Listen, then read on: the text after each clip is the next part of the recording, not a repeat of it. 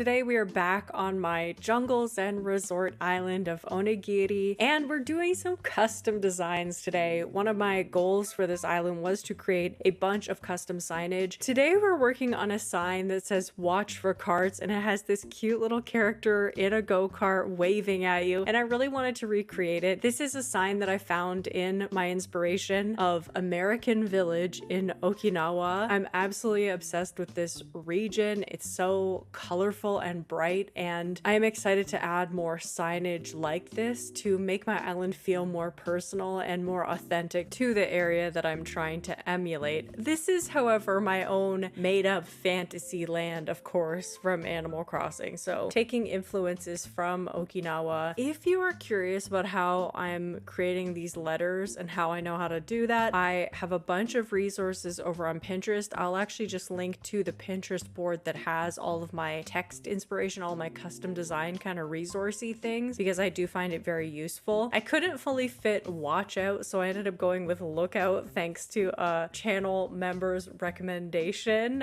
Thank you so much, Mandy. And then I couldn't fit all the text that they had in the red bubble in the original, so I'm taking the first line of Japanese characters from that line of text. I believe it says caution, but I could be wrong. Turns out I was wrong, and this says cart is running. So I just simply wrote cart at the top of this little message board, which I think is actually kind of hilarious. And then I'm drawing this adorable cart. This came out so stinking cute.